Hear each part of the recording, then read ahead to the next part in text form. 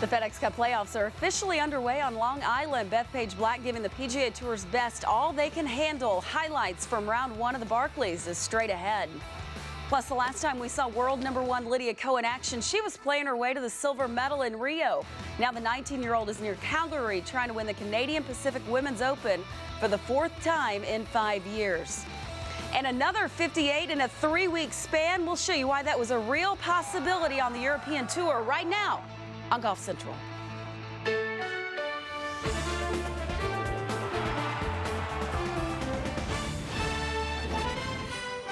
Golf Central. Brought to you by Titleist. It's always nice when Mother Nature cooperates at Bethpage Black on Long Island, because that doesn't always happen. Lisa Cornwell, Nota Begay III, Aaron Oberholzer here to get you set for the first leg of the playoffs. The Barclays taking place at famed Bethpage Black. The warning sign in full force. People out watching, and well, no warning sign needed for Jason Day, guys, because he got off to a hot start early. Yeah, after a hiccup at the second with a bogey, comes right back with a 12-footer for birdie. Even par for the day. Let's fast forward to the par 4-6. Now, again for birdie, this one from just off the edge. Yeah, after flaring a 3-wood out to the right in the bunker and then to here, an unlikely birdie. He's doing that all day. 2 under at that point. Let's go to the par 5 7th, his second from 227 out. Nothing for this guy. Trying to run this right up through the opening in the green. Lofts it up high. It will land very, very softly. A solid opening round for Day. Let's hear from him afterwards. Yeah, it was just a little bit of, I think, more so rust, a bit of mental rust and physical rust as well. But it was just wasn't. I shouldn't say rust. It's more the sharpness wasn't quite there when you're about 2 or 3 tournaments in. But overall, I felt great about how I felt like I played and did a lot of good quality things out there, and hopefully I can just keep pushing that into the, from the 2nd to the 4th round now. Jason Day has certainly figured something out at Bethpage in the final round of the Barclays in 2012. Day fired a final round 66, making every putt he looked at inside 10 feet. That is a stark contrast to his first 3 competitive rounds at this course, where he was a combined 8 over with a total of 13 bogeys or worse. This was Day's 7th straight competitive round in the 60s overall, dating back to the Canadian Open. From world #1 to world #3, the 2015 FedEx Cup champ Jordan Spieth here at the par 5 4th, his 3rd. Nice creative shot from just over the green into the wind. Gets it to behave itself. Tap in birdie would get him to -2 now after a birdie at 7 here at the par 4 9th. Yeah, he's having some issues with the driver, to say the least, today, especially here at 9. Playing a little Army golf all day, left, right, but mainly the pushes, which means he usually gets it stuck. And that's something he'll have to work out if he's going to have a chance to win this golf tournament. After a bogey there, he would drop to 2 under, now at 16 for par. Yeah, trying to rely on the putter to get him out of trouble. Just doesn't quite come off for him. A little bit more break than he thought.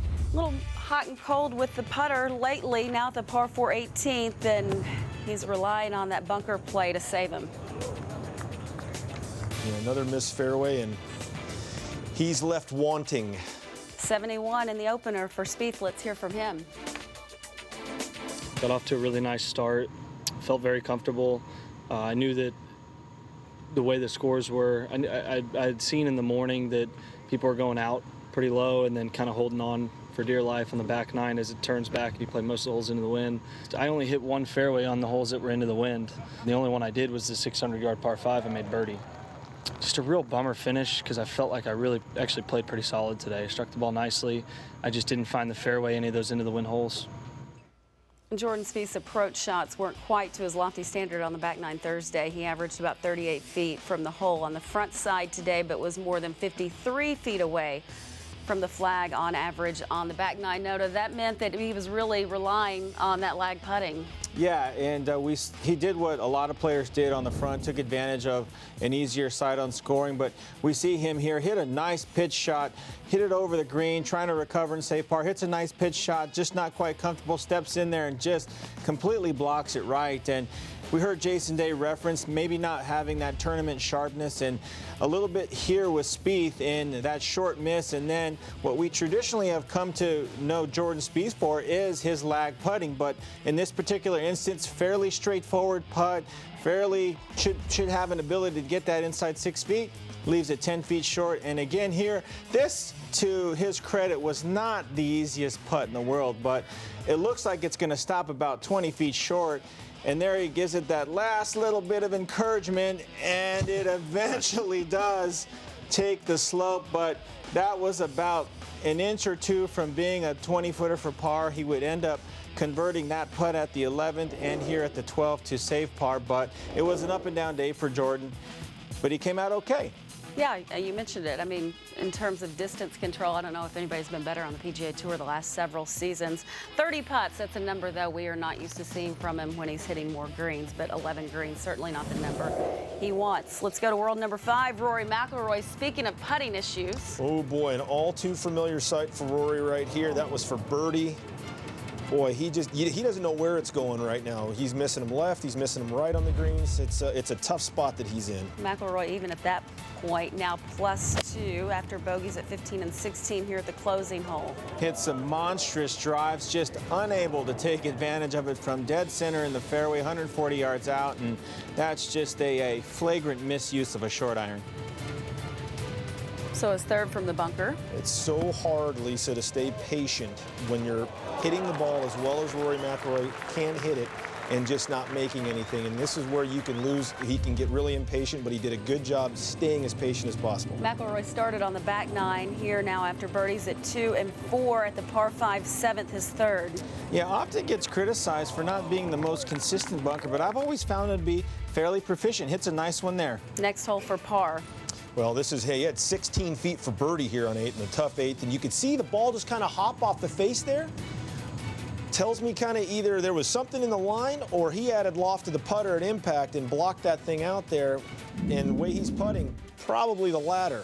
Things like that are tough to watch. The putting issues that have plagued McIlroy at Baltusrol were apparently waiting for him when he returned to the New York area through 2 rounds of the PGA Championship.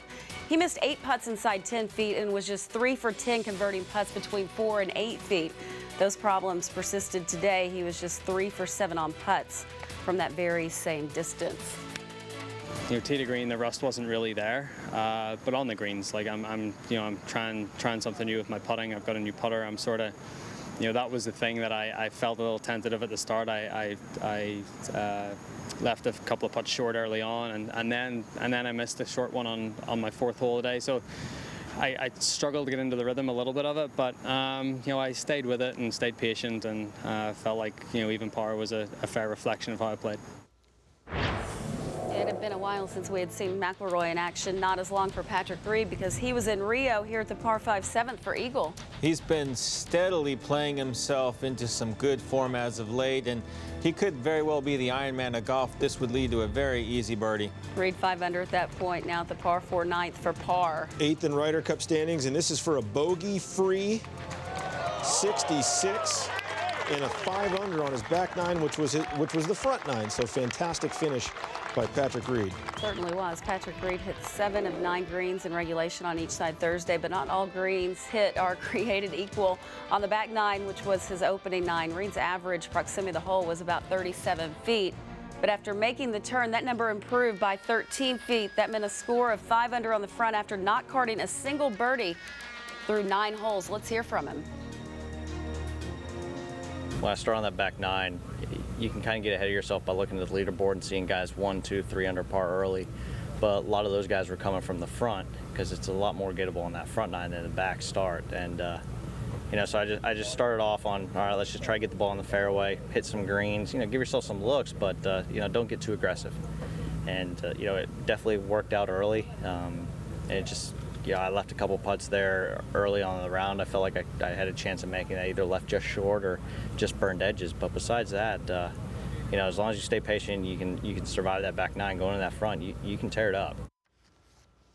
It was a bogey-free round of 66 for Patrick Reed. Same for Martin Laird. J.B. Holmes, he's 9th in Ryder Cup points, so this is a big win for him. And Ricky Fowler, You see him on the front page of the leaderboard. One top 15 finish over his last 9 worldwide starts. Also there, worth noting, Henrik Stenson had to WD because of a knee injury, so now he's projected down at 21st in the standings. He's not guaranteed to make the Tour Championship because of that. He did release a statement saying, quote, "My right knee, which required surgery in December 2015, has flared up again, regrettably.